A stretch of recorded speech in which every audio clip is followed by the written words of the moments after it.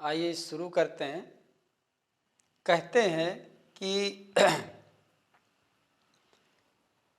जिंदगी बार बार नहीं मिलती है।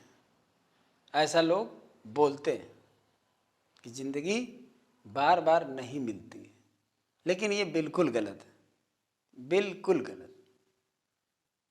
क्योंकि सिर्फ कहा ना कि जिंदगी बार बार नहीं मिलती, कहते जिंदगी एक बार मिलती है। तो जिंदगी एक बार नहीं मिलती, मौत सिर्फ एक बार मिलती है।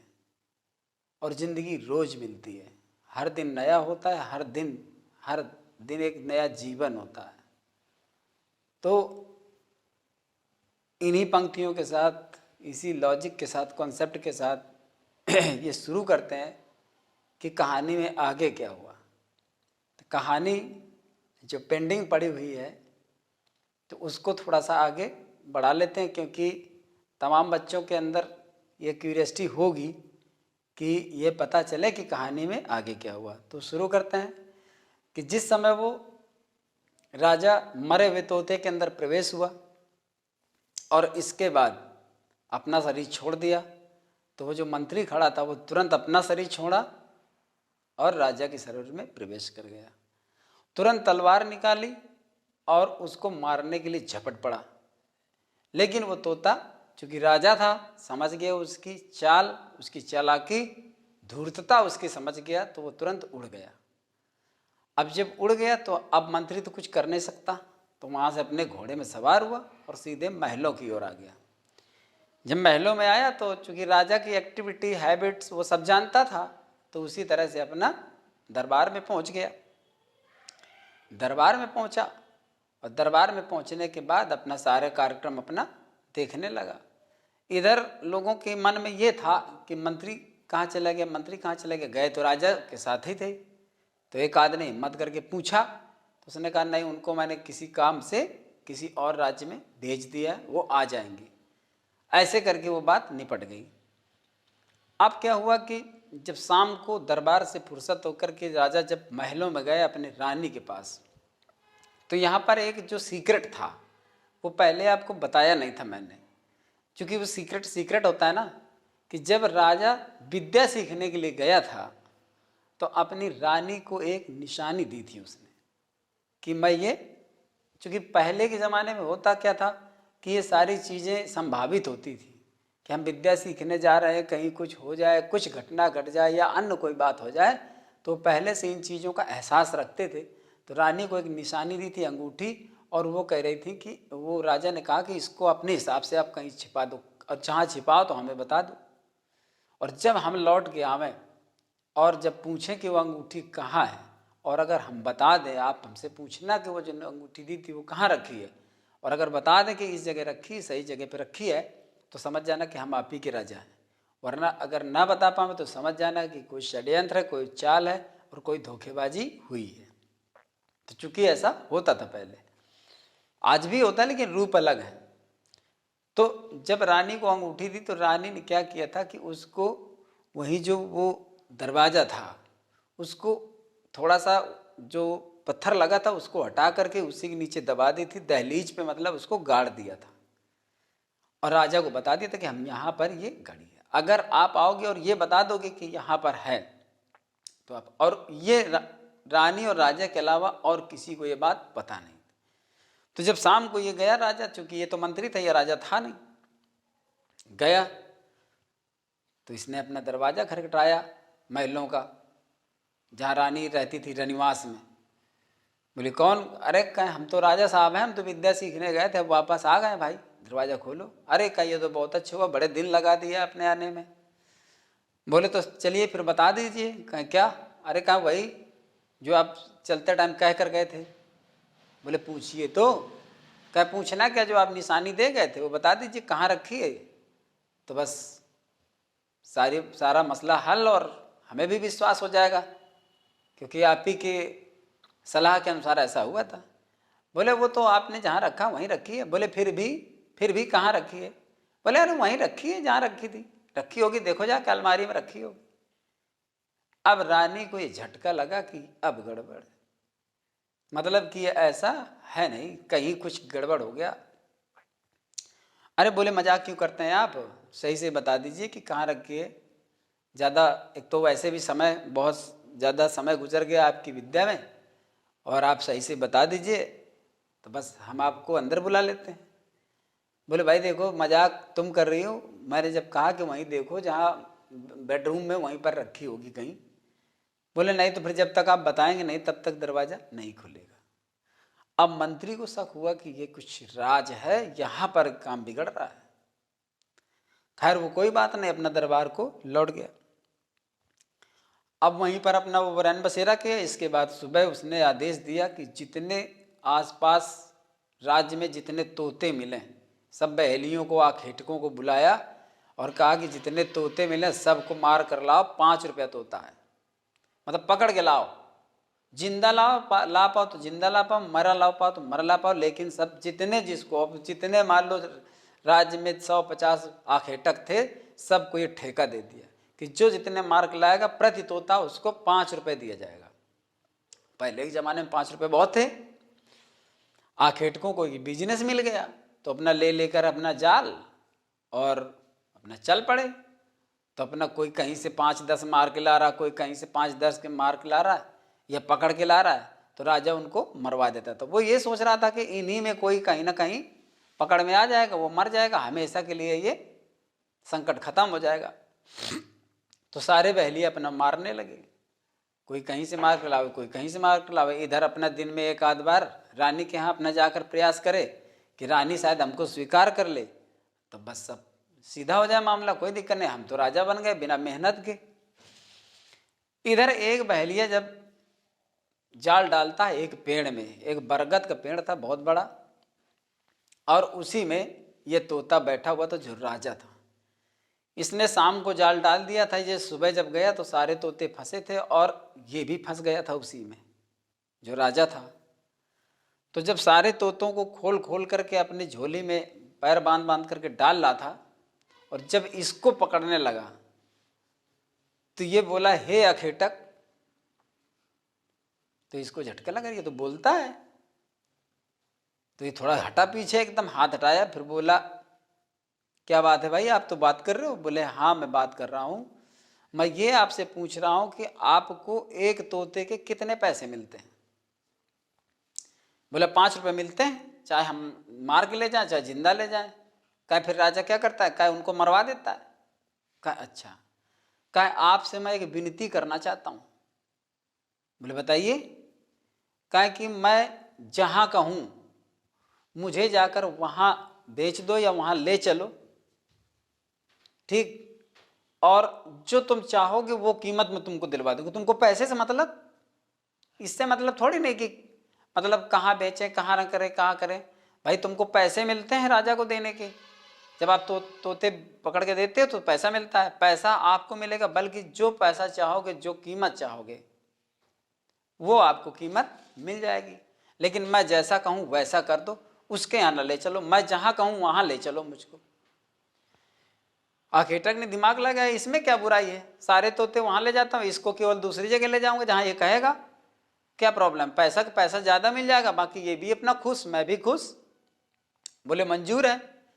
तो उसने सारे तोते अपना भिजवा दिए राजा के पास, इसको लेकर पिंजरे में बंद करके, और उससे पूछा कि बताओ भाई कहाँ चलना है? कहे जो इस राजा के राज्य को छोड़कर जो इसके बगल में राज्य है उस राजा के पास मुझे ले चलो, मतलब दूसरी सीमा के राजा के पास ले चलो, दूसरे राज्य में। बोले कोई बात नहीं। वो अपना घोड़े पर सवार हुआ, पिंजरे में तोते को टांगा और चल पड़ा। चलते चलते दूसरे राज्य में पहुंचा और राजा के दरबार में बोलो ले चलो मुझको। जब राजा के दरबार में ले गया, कहा बस राजा से कह दो कि ये तोता मैं बेच रहा हूं। तो आखेटक को दरबार में ले जाया गया। राजा बोले बताओ भाई क्या बात है, ये तोता कैसा, तुम कैसे? बोले राजा साहब मैं ये तोता आपको बेचना चाहता हूँ। अरे बोले मैं इसका क्या करूँगा, मुझे इसका क्या काम है, और फिर ये करेगा क्या, इस तोते का क्या काम है बताइए। तो वहाँ राजा की बेटी बैठी हुई थी, तो उसने कहा अपने पिताजी से कि पिताजी तोता ले लीजिए, बड़ा सुंदर है ये। वो लड़की मतलब थोड़ा सा अपना हट कर गई, जिद कर गई कि नहीं नहीं ले लीजिए, जब है तो एक प्राणी है, एक जीव है, बना रहेगा, और तोता है, मैं इसको अपने कक्ष में, अपने रूम में इसको रखूंगी। बोला ऐसी बात है। तो कहा कि बताओ भाई कीमत। तोते ने कहा कि जब कीमत पूछें तो ये बता देना भाई, तोते की कीमत तोता ही बताएगा। तो वैसा उसने कह दिया आखेटक ने कि भाई तोते की कीमत तोता ही बताएगा। तो उसने कहा कि बता भाई, तोता बतावे। तोता बोला कि 500 स्वर्ण मुद्राएं इस आखेटक को दे दी जाए। बोले 500 स्वर्ण मुद्राएं? बकवास कर रहे, दिमाग तो नहीं खराब है तुम्हारा? ऐसा क्या है तुम में? 500 रुपये स्वर्ण मुद्रा, 500 स्वर्ण मुद्राएं इसको दे दें हम, 500 स्वर्ण मुद्राएं में तुमको हम खरीद लें। अरे किस काम की हो तुम? केवल टेंटे ही तो करोगे कमरे में। तो तोता बोला कि जब मैं ऐसा काम करूंगा कि जब तुम्हारे राज्य में कोई उस काम को नहीं कर पाएगा, वो काम मैं करूंगा। राजा के कान खड़े हो गए कि है ऐसा क्या है, बड़ा चमत्कारिक तोता है क्या? अरे बोला ये स्वर्ण मुद्राओं की वजह से ऐसा कह रहा है, हमें लगता है ये इसमें ऐसा कुछ है नहीं। बोला मेरा विश्वास करिए और एक बार आप मुझको खरीद कर देखिए कि जो आपके राज्य में कोई नहीं कर पाएगा वो मैं करके दिखाऊंगा, इसलिए मेरी कीमत 500 स्वर्ण मुद्रा है। बेटी थोड़ा सा उत्सुक हो गई और उसमें इतनी मतलब जिज्ञासा हो गई कि वो और जिद कर गई कि नहीं पिताजी अब तो इसको खरीद लीजिए, ये देखा जाए कि मतलब जो राज्य में कोई काम नहीं कर पाएगा वो ये तोता करेगा। ये तो बड़ी अद्भुत बात हो गई और बहुत बड़ी बात हो गई। खैर राजा का आदेश हुआ, इस आखेटक को 500 स्वर्ण मुद्राएं दे दी जाएं। उसको 500 स्वर्ण मुद्राएं दी, लेकिन चलते वक्त तोता ने ये कहा आखेटक से कि देखो तुमने जितनी उम्मीद की होगी उससे मैंने कई गुना तुमको दिलवाया है, और उसकी वजह यह है कि तुमने मुझ पर दया दिखाई। दूसरा एक कृपा और करना। बोला बताओ। बोला कि मेरे बारे में किसी को मत बताना कि मैंने एक तोता बेचा, ऐसा था, वो बात करता था, बोलता था, और मैंने इतने में फला जगह बेचा। बस ये रहस्य तुम अपने दिल में दबा के रखना, मन में दबा के रखना, इतना मेरा और आसान करना, इसकी चर्चा जाकर के अपने राज्य में या कहीं भी मत करना। बोला ठीक है, मेरा वादा आपसे, मैं बिल्कुल किसी से चर्चा नहीं करूंगा। खैर वो आखेटक स्वर्ण मुद्रा लेकर चला गया और वो पिंजरा बेटी को दे दिया उसने, राजा की बेटी को उसने अपने महलों में टांग लिया। अब इसमें एक कहानी और जुड़ती है। इसी राज्य में, जिस राज्य में ये तोता बेचा गया है, इसी राज्य में एक आदमी अपनी ससुराल गया था, अपनी पत्नी को लिवाने गया था। तो उन दिनों चूंकि इतने साधन नहीं थे तो अपना पैदल वो लिवा करके चला आ रहा था, खेतों से, रास्तों से, पगडंडियों से। तो एक जगह क्या था कि एक जगह मतलब थोड़ा विश्राम करने का मन हुआ उसको, थोड़ा सा मतलब बाथरूम लगी, तो वो अपनी औरत से बोला कि तुम जो है चलो आगे और मैं आ रहा हूँ, थोड़ा इमरजेंसी है। तो अपना, अच्छा ऐसा था पहले भारतीय नारियों में, भारतीय लोगों में सब ये मर्यादा हुआ करती थी कि मतलब अपना घूंघट डाले और अपने साथ में चली जा रही। तो वो अपना थोड़ा सा आगे हो गई, आगे हो गई। ये जब मतलब इस तरह से इमरजेंसी से फुर्सत हुआ तो ये भी अपना वहाँ से चला। तो उसमें देखा क्या कि एक आदमी बिल्कुल इसी की तरह, जैसा इसका आदमी था, वही शकल धारण किए, उसी तरह के कपड़े, उसी तरह का रूप रंग, उसी तरह की आंखें, उसी तरह सेम बिल्कुल डिट्टो, फोटो कॉपी बिल्कुल, अपना उसके बगल में आया और आगे हो गया, अपना चल पड़ा। और ये अपना जो असली वाला था वो पीछे है, ये बीच में कहीं से प्रकट हुआ और उसके साथ में चल पड़ा। और उस औरत ने सोचा कि मेरा मतलब पति है, आ गया, सो अपना उसके साथ चल पड़ी। जब वो उधर से आया तो उसने देखा कि ये कौन है जो मेरी पत्नी के साथ जा रहा और लिवाए जा रहा है, इसके साथ तो बराबर चल रही है। तो उसने थोड़ा कदम बढ़ा करके दौड़ करके आगे आया। बोले कहाँ भाई, कैसे? अरे कहा तुम कैसे? अरे भाई मैं तुमसे पूछूं, मेरी पत्नी को तुम लिवा के कहाँ जा रहे हो? अरे कहा मैं अपनी पत्नी को लिवा जा रहा हूं, तुम्हारी पत्नी से मुझे क्या मतलब, तुम अपनी पत्नी देखो जा करके। अब औरत सन्नाटे में, वो उसको देखे तो और उसको देखे तो, दोनों की एक ही शक्ल, अब ये धर्म संकट में पड़ गए कि मेरा आदमी कौन है। ये एक बहुत बड़ा बवाल हो गया, ये बुरी स्थिति आ गई, औरत की आफत आ गई। अब वो दोनों झगड़ा करने लगे कि तुम कोई बहरूपिया हो, छल कपटी हो और तुम मेरी पत्नी को लिवा जा रहे हो। वो बोलो मैं तुम्हारी पत्नी को नहीं लिवा जा रहा भैया, ये मेरी पत्नी, तुम इससे पूछ लो। अरे क्या तुम खुदे पूछ लो, ये मेरी पत्नी है, इससे पूछो कि तुम्हारा पति कौन है।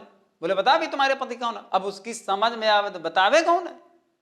तो दोनों एक ही तरह के दिख रहे हैं, तो वो तो कुछ समझ नहीं पा रहा, मतलब औरत तो कुछ समझ नहीं पा रही है। बोले ऐसा कुछ नहीं होगा। वो लड़ने लगे, मारपीट पर नौबत, गाली गलौज होने लगी। अब वो पत्नी बोली कहें कि भाई देखो शांत हो जाओ, हम भी नहीं समझ पा रहे कि तुम में से हमारा पति कौन है, क्योंकि पहचानना बहुत मुश्किल है। ऐसा करो इस राज्य के राजा के पास चलो, फैसला वही करेंगे। हाँ बोले ठीक है, कहाँ चलो। तो वो जो नकली वाला तरह, अरे चलो क्या बात कर रहे हो, मेरी पत्नी है, मेरी पत्नी है तो है। अब वो थोड़ा दहशत में कि यार मेरी पत्नी छूटी जा रही। जो असली वाला था वो थोड़ा डर रहा था कि पता नहीं क्या हो। कहा फिर भी कहा चलो। दोनों राजा के दरबार में पहुंचे उस पत्नी को लेकर के। उसी राजा के दरबार में, मतलब जहाँ बेटी थी और तोता बेचा गया था, ठीक है ना। तो जब वो पहुंचे वहां पर दरबार में पेश किए गए, बोले बताओ भाई क्या बात है। अरे कह राजा साहब ये हमारी पत्नी, और कह रहा हमारी, वो कह रहा नहीं राजा साहब मेरी पत्नी है, ये कह रहा मेरी है। राजा ने भी देखा दोनों आदमी बिल्कुल एक जैसे, एक ही जैसे कपड़े, एक ही जैसे जूते, एक ही जैसे बाल, एक ही जैसे चेहरा, एक ही जैसे मूछें, सब कुछ एक जैसा, बातचीत आवाज भी एक जैसी, सेम, मतलब कोई फर्क ही नहीं था। बस फर्क ये था कि उनमें असली कौन था और नकली कौन था। अरे कहा राजा साहब हमारी बीबी से पूछ लो, हम ही इसके पति है। वो अलग पूछ लो, हम खुद ही इसके पति हैं। अब झंझट हो गया, झगड़ा पड़ गया। राजा खुद नहीं समझ पा रहा कि फैसला कैसे हो। मंत्रियों को बुलाया जो बैठे थे, भाई जितने उनके रत्न होते हैं, जो सलाह मशवरा देने वाले। बोले बताओ भाई मंत्री साहब क्या किया जाए, ये तो फैसला ऐसा पहली बार आया हमारे के राज्य में केस, हमारे जीवन में तो कभी ऐसा केस आया नहीं। अब ये फैसला कैसे, चूंकि राजा है फैसला तो देना पड़ेगा। ये तो नहीं कह सकते कि भाई हम न्याय नहीं कर पाते हैं, बड़ी बदनामी होगी राज्य में, और सारे जितनी हमारी जनता है उनको हमसे विश्वास उठ जाएगा। अगर इसका फैसला नहीं हुआ तो हम राजा किस बात के। बड़ा अब राजा के लिए संकट हो गया। बोले बहुत बड़ी दिक्कत की बात है, अब क्या होना चाहिए। मंत्री बोले क्या बताएं महाराज, कुछ समझ में नहीं आ रहा। और कई विद्वान बुलाए गए, और कई ऐसे लोग थे जो मतलब बहुत ज़्यादा बुद्धिमान माने जाते थे, उनको बुलाया गया। सब असमर्थ हो। बोले कि आप क्या करें, कुछ समझ में नहीं आ रहा। अरे कहा भाई जिसकी पत्नी हो वो उसको सही सही बता दे, क्यों खामे खा जो है किसी की बीवी को हड़पने की कोशिश कर रहे हो। तो जो नकली वाला कहता था कि हम सही कह रहे हैं राजा साहब, ये हमारी बीवी को हड़पना चाहता है। अब वो कह रहा है कि पता नहीं राजा साहब ये बीच में जाने कहाँ से आ गया, जाने कहाँ से प्रकट हो गया, कौन है हम जानते नहीं, ये हमारी बीवी। अब राजा साहब औरत से पूछे बताओ भाई तुम्हारा पति कौन है। कहा राजा साहब हम क्या बताएं, हमको कुछ समझ में नहीं आ रहा। अब बुरी स्थिति हो गई, सब दरबारियों की भरा दरबार लगा एकदम पूरा, सारे लोग वहां पर उपस्थित, राजा साहब उपस्थित, राजा के मंत्री, सब कुछ, सारा सब कुछ। अब कुछ समझ में ना आए, अब क्या किया जाए। किसी के पास कोई समस्या का कुछ हल नहीं, कोई समाधान नहीं, बड़ी स्थिति खराब हो गई। अचानक एक मंत्री के मन में ये बात याद आ गई कि राजा साहब जो आपने तोता खरीदा था, उस तोते ने कहा था कि जब आपके राज्य में कोई काम ना कर पाए वो काम मैं करूं। बोले बिल्कुल बिल्कुल बिल्कुल, ऐसा करो हमारी बेटी को बुलाओ और उनसे कहिए कि तोता लेकर आपके पिताजी ने दरबार में बुलाया है। तुरंत एक सेवक दौड़ता हुआ गया और कहा राजकुमारी जी अर्जेंट चलिए और इस तोते को ले चलिए। कहीं इसको क्यों, अरे कहा बिल्कुल अब इसका काम आ गया है, अब इसका रोल देखना है, इसका 500 स्वर्ण मुद्राएं इसने खाई थी और इसको देखना है आज की काम कर पाता है कि नहीं, और ये काम कर नहीं पाएगा, यही तो आज चमत्कार देखना। बोले अच्छा। तो लड़की ने पिंजरा उतारा और पिंजरा उतार करके वो दरबार में पहुंची। राजा ने तोता से कहा तोता भाई अब ये तुमको देखना है कि सामने जो केस है इसको तुम कैसे हल कर पाओगे, क्योंकि यहाँ पर तो हमारा तो दिमाग काम नहीं कर रहा है, सारे मंत्रीगण भी परेशान हैं, सब कोई परेशान है, और ये केस हमारे दरबार से खाली नहीं जाना चाहिए। और चूंकि तुमने कहा था कि जब आपके राज्य में कोई कुछ काम ऐसा आ जाए जो कोई ना कर पाए वो मैं करूँगा। तो तब बोला बिल्कुल महाराज, बताइए क्या बात है। बोले देखो यहाँ पर दो आदमी एक जैसे खड़े हैं और इनमें से किसी एक की ये पत्नी है और दोनों कह रहे हैं मेरी पत्नी है, पत्नी भी नहीं समझ पा रहे कि वो किसकी पत्नी है। मतलब बहुत बुरी हालत है, दोनों में से किसी एक की पत्नी है। बोले हाँ, समस्या तो गंभीर है और केस भी बड़ा जटिल है, लेकिन आप चिंता मत करिए, मैं जैसा कहूँ आप वैसा करिए। तोता बोला राजा से चुपचाप, बोले एक घड़ा मंगाइए, घड़ा होता हांडी टाइप की, हांडी मिट्टी की, और बोले उसमें जो है 7 छेद करवा दीजिए, 7 छेद, बस इतना करवाइए फटाफट। और इतनी सी रुई मंगा लेना, रुई, और एक उसके ऊपर का ढक्कन मंगा देना, ढक्कन वो जो होता नहीं है बड़ा सा देलवा बंद करने के लिए, बढ़िया सेट, कहीं से जगह ना हो। ये किया उसने तो राजा ने तुरंत, राजाओं का काम तुरंत फटाफट काम हुआ। एक हांडी आ गई, उसमें 7 छेद थे और 7 छेद के बाद उसमें ऊपर से एक ढक्कन रखा, ढक्कन को मिट्टी से लेप लगाकर बंद कर दिया, कहीं से कोई जगह नहीं, और इतनी सी रुई मंगाई। अब क्या हुआ कि अपना पास में रख लिया, एक मंत्री लिए खड़ा रहा। तोता बोला कि भाई देखो तुम दोनों में से किसी एक की पत्नी है ये बात तो पक्की है। बोले हाँ महाराज मेरी है। वो बोला नहीं इसकी नहीं, मेरी है। बोले शांत रहिए, जिसकी होगी अभी पता चल जाएगा। बोले देखो एक काम करिए आप, फैसला बिल्कुल अभी ऑन द स्पॉट हो जाएगा। बोले बताइए। बोले देखिए ये घड़ा रखा है, इसमें 7 छेद हैं, जो एक छेद से घुसेगा दूसरे से निकलेगा, फिर घुसेगा फिर निकलेगा, इसी प्रकार से 7 छेद से जो निकल करके घुस करके निकल आएगा पत्नी उसकी है, और अगर जो नहीं निकल पाएगा बस उसकी पत्नी नहीं है, बात खत्म। तो जो नकली वाला था बोला हाँ हाँ अरे हमारे बाएं हाथ का काम है, पत्नी हमारी है तो है। उस मंत्री से कह दिया तोते ने कि जिस छेद में ये घुसे, ठीक, उस छेद में टाइट करके रुई लगा देना, जब ये घुसे तो पट से रुई ठूस देना उसमें, और जैसे ही आखिरी वाले से घुसे तो फिर पट से ठूस देना, मतलब 7 बंद हो जाए या अंदर बंद हो जाए। तो उससे कहा भाई देखो अगर तुम्हारी पत्नी है तो भाई तुम दोनों में बताओ कौन पहले घुसेगा। अब तो जो असली वाला था वो तो आदमी था, वो बोला भाई अब क्या बताऊं मैं, हम तो कुछ समझ में नहीं आ रहा, हम कैसे घुसा। वो बोले हम घुसेंगे, हमारी पत्नी है, हम सिद्ध कर देंगे हमारी पत्नी है। तो बोले घुसो। तो पट से एक से घुसा, जैसे घुसा तो मंत्री ने तुरंत रुई ठूस दी, दूसरे से निकला फिर ठूस दी, तीसरे से निकला फिर ठूस दी, चौथे से निकला फिर ठूस दी, आखिरी से जैसे घुसा उसमें भी ठूस दी, बात खत्म। अब तोते ने यह फैसला किया कि देखो ये था राक्षस, ये भूत प्रेत है, वरना असली आदमी इस छेद से नहीं घुस सकता। असली पति आपके सामने खड़ा है, ये इसी की पत्नी है। फैसला हो गया, बात खत्म। बोले इस हांडी को ले जाकर के कहीं जमीन पे जाकर गड़वा दीजिए, काम खत्म हो गया, फैसला हो गया। राजा साहब की आंखें फटी की फटी रह गई कि तोते ने वाकई में अपनी कीमत अदा कर दी, पूरी तरह से कीमत आज वसूल हो गई, वरना नाक कट जाती हमारे। जन्म जन्म से जो हम राज करते चले आ रहे हैं, बड़े राजा कहलाते हैं, आज हमारी अस्तित्व ऐसी हो जाती। उस तोते से उसको और ज़्यादा स्नेह हो गया, उसकी बर्दाश्त, उसकी खातिर बर्दारी, बेटी को और सौंप दी और अच्छे से रखने के लिए कहा, और ये सारा काम हो गया। बेटी अपना लेकर के उसको चली गई, उधर वो फैसला हो गया, उधर वो अपनी पत्नी को लेकर के वो चला गया।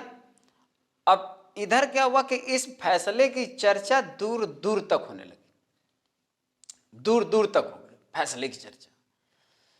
और इधर क्या था कि ये जो मंत्री राजा बना था इस राज्य में, इधर अपना रोज अपना रानी के पास जाता और रानी से विनती करता कि हमको अपना राज्य स्वीकार कर लीजिए, भाई बहुत दिन हो गए, 8-10 दिन हो गए, 15 दिन हो गए, ये तो गलत बात है। तो बोले कि नहीं नहीं, जब तक आप निशानी नहीं बताओगे कि कहाँ छिपी है, तब तक आप हमारे राजा नहीं हो, तो नहीं हो, हम आपको ऐसे स्वीकार नहीं करेंगे। भाई पुराने जमाने की बात होती थी।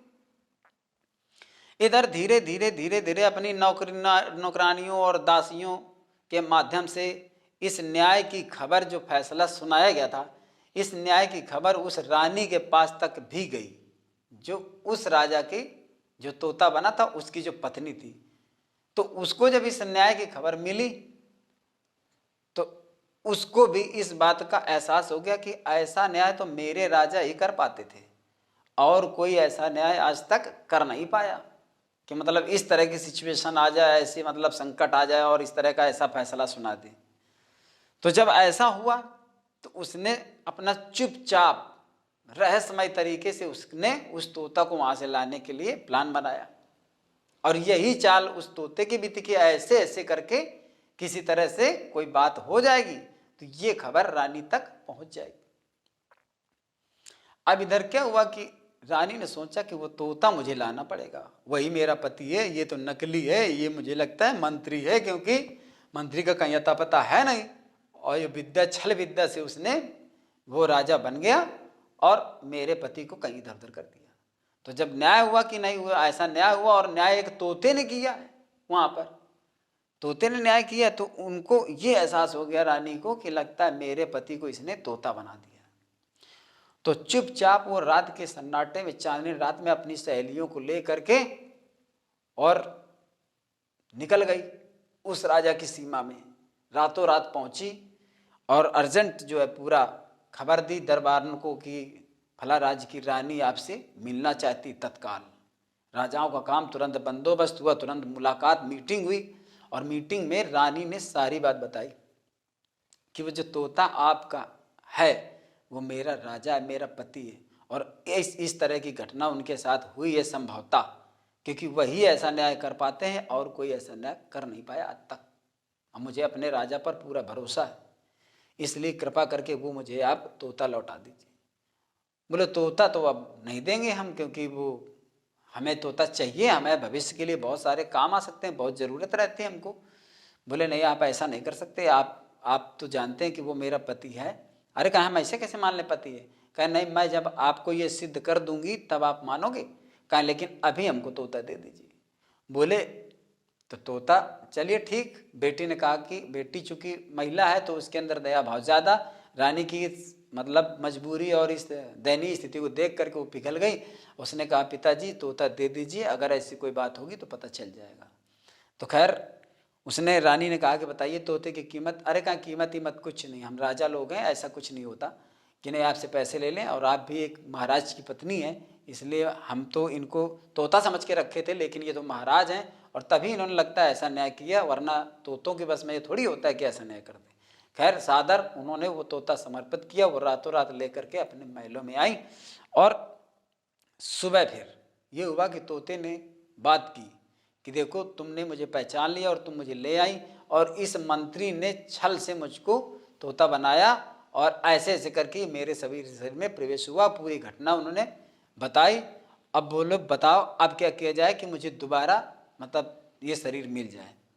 बोले आप बताइए, आप दिमाग लगाइए कि कैसा क्या किया जाए। बोले एक काम करो, ये आपसे कहता तो है ही है कि हम आपके राजा हैं, आपके राजा हैं, और हमको आप स्वीकार कर लीजिए, स्वीकार कर लीजिए। तो एक काम करो, एक बाजार से एक बकरा मंगवाओ और बकरे को यहाँ बांध दो, बकरे को बांध दो, पहले लेकर बांध लो। इसके बाद जब वो शाम को आवे तो इसको शाम को आने से पहले 1 घंटा पहले इसको गला ऐंठ करके इस बकरे को मार देना, काटना नहीं, गला ऐंठ के मार देना। और हमारा पिंजरा साइड में पर्दे के पीछे रखना और पर्दे के पास आप खड़े हो जाना, पत्नी से कह रहा हो। और जब वो शाम को आवे तो निशानी पूछना, निशानी ना बता पाए तो कह दे भाई एक काम करो, निशानी ना बता पाए तो कोई बात नहीं, अब हमको कम से कम यही दिखा दो कि आप विद्या क्या सीख कर आए हो। अगर आपने विद्या दिखा दी तो हम आपको अपना राजा स्वीकार कर लेंगे। तो इस तरह का प्लान बना। खैर शाम को और एक बकरा मंगा लिया गया बाजार से, और राजा वो जब मंत्री जो बना था राजा वो आया जब शाम को, तो उसको वही प्रक्रिया हुई कि भाई दरवाज़ा खोलिए और हमको अपना राजा स्वीकार करिए। तो बोले हम राजा स्वीकार कर लेंगे, लेकिन निशानी आप बताइए। कहा निशानी तो वही है और क्या है। तो बता तो नहीं पाए। कहा अच्छा एक काम करिए, निशानी बहुत दिन हो गए पूछते, एक काम करिए। कहा आप विद्या सीख के आए? कहा हाँ। तो कहा आप अपनी विद्या हमको दिखा देंगे तो हमें विश्वास हो जाएगा। बोले हाँ बिल्कुल। तो कहा फिर आ जाइए। खोला, खोलने के बाद बकरा जो मरा पड़ा था, गला ऐंठ कर मार दिया था पहले तो पड़ा था। बोले आप एक काम करिए कि इस बकरे को आप जीवित कर दीजिए, और ये बकरे को जब जीवित आप कर देंगे तो हमें विश्वास हो जाएगा कि आप हमारे राजा हो, क्योंकि विद्या सीख कर आए हो तो विद्या दिखा दोगे तो हम मान लेंगे कि राजा हो। बोले अरे ये तो तुरंत 2 मिनट का काम है, ये तुरंत दिखा देंगे। अच्छा वो भी जो कहते हैं विनाश काले विपरीत बुद्धि, उल्टा हो जाता है। तो वही हुआ। इधर क्या था कि पर्दे के थोड़ा सा साइड में तोते का पिंजरा टंगा था और उसकी खिड़की खुली थी। बस सीधे पर्दा यूं हटाने का काम था, तोता तुरंत बाहर निकलता। यही हुआ। तो जैसे ही मंत्री ने अपना शरीर छोड़ा राजा वाला और बकरे के शरीर में, और उसने ये पहले कह दिया था कि साइड में यहीं पर तलवार एक रखना जरूर पक्का, तो एक तलवार भी छिपा दी थी वहीं। तो जैसे ही वो एकदम से अपना शरीर राजा ने छोड़ा उस मंत्री ने और बकरे के शरीर में प्रवेश हुआ, तो जैसे बकरा फड़फड़ा के बैठा, वैसे तोता ने यानी जो राजा था उसने अपना शरीर तोते वाला छोड़ा और राजा के शरीर में प्रवेश कर गया। और राजा के शरीर में प्रवेश नहीं किए कि तुरंत उठाई तलवार और गर्दन की वो बकरे की खोपड़ी जड़ से उड़ा दी।